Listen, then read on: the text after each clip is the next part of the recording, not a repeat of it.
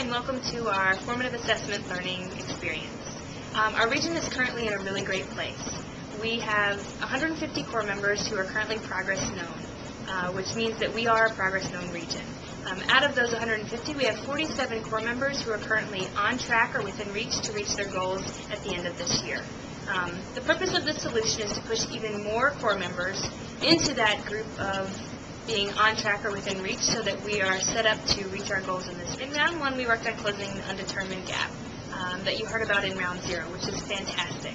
And now we're working on closing the on track and within reach. As Ron mentioned in his video last week, as a region, we've used this information and found that a number of core members were having difficulty defining their vision of mastery for formative assessments. Core members are not creating formative assessments and using them to adjust course throughout their units.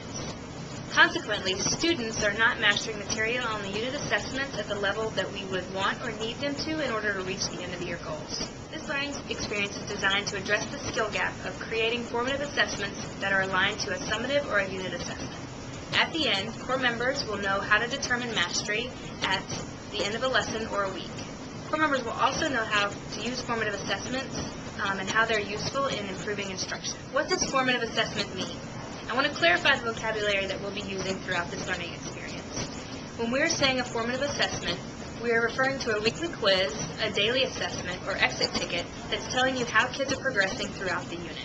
Having formative assessment data going into winter break will allow us to determine what we need to focus on with you next semester as round 2 starts. It will also allow us to determine if there are further student investment concerns or comprehension concerns that we need to work on in a more targeted fashion in round 2. Laura Unkelad, a second-year social studies teacher at Lionett Blow, and Jimmy Kelly, a first-year science teacher at Gateway Middle, will walk you through this learning experience.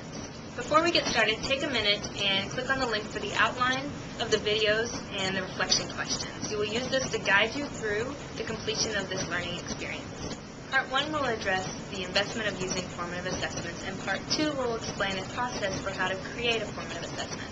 I'll come back with you at the end to give you next steps.